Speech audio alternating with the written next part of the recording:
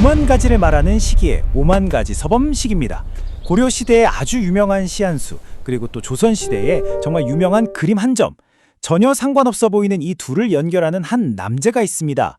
그리고 그를 관통하는 아주 비밀스러운 밤의 시간이 있는데요. 과연 어떤 이야기일지 오늘 한번 파헤쳐 보겠습니다. 자, 오늘 이야기의 주인공은 바로 고려의 학자 이존연입니다. 근데 이분의 집안이 정말 특별해요. 특히 그의 아버지 이장경이 지어준 5형제의 이름이 정말 상상을 초월합니다. 보시죠. 100년, 1000년, 만년. 여기서 끝이 아닙니다. 억년, 그리고 막내가 바로 조년. 정말 엄청난 스케일의 장명 센스 아닙니까? 단위가 점점 커지는 이 이름들만으로도 입이 떡 벌어지는데 더 놀라운 건 뭔지 아세요? 이 5형제 모두가 과거에 급제해서 당대의 이름을 크게 떨친 말 그대로 엘리트 집안이었다는 사실입니다. 그런데요, 오늘 주인공인 막내 이존연은 그냥 이렇게 이름만 특이했던 분이 아니에요. 그의 인품이 얼마나 대단했는지 보여주는 아주 유명한 일화가 하나 있습니다.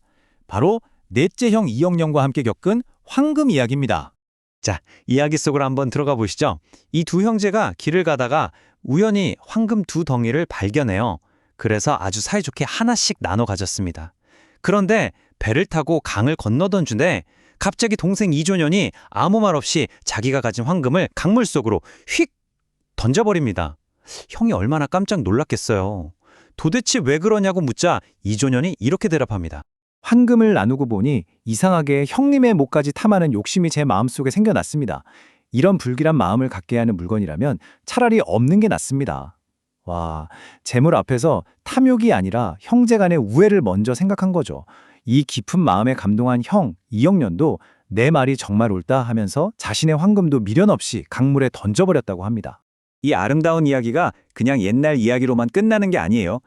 형제가 황금을 던졌다고 알려진 바로 그 장소, 투금탄이라고 불리는데요.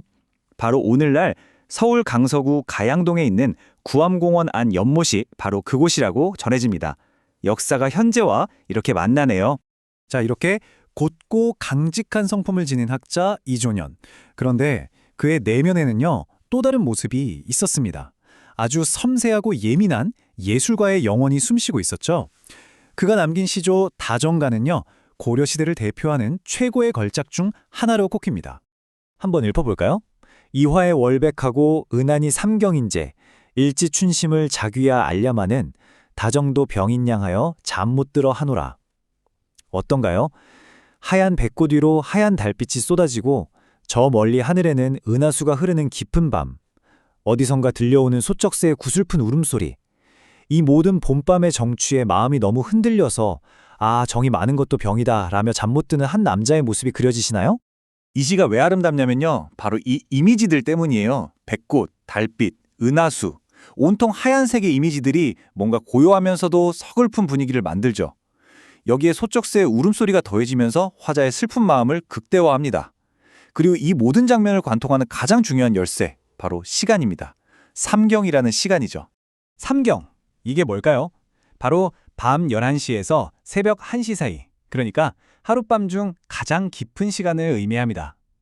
이존연의 시에서는 이 시간이 고독한 사색의 시간으로 그려졌죠. 그런데요, 여기서부터 이야기가 정말 재밌어집니다. 이 삼경이라는 시간은 몇백 년의 세월을 뛰어넘어 전혀 다른 시대의 한 위대한 예술작품에서 아주 중요한 역할로 다시 등장하게 됩니다.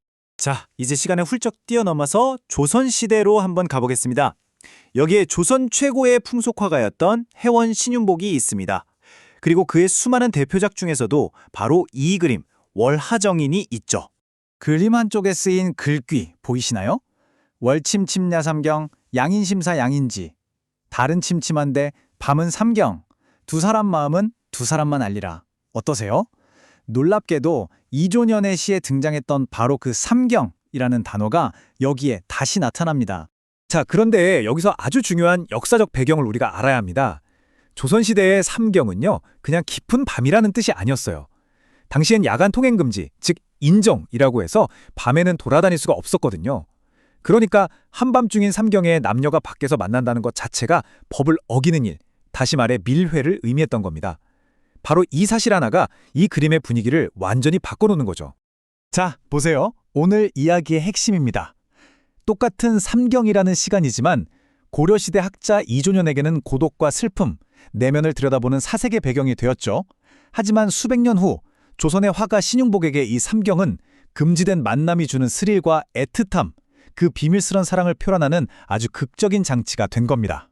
한 사람은 시로, 또 한 사람은 그림으로 삼경이라는 같은 시간을 노래했습니다. 똑같은 시간의 한 조각이 시대를 달리하며 이토록 다른 감정으로 표현될 수 있다는 것. 어쩌면 이것이 바로 시대를 관통하는 예술의 힘이 아닐까요? 지금까지 시기의 5만 가지 서범식이었습니다. 끝까지 시청하여 주셔서 감사합니다.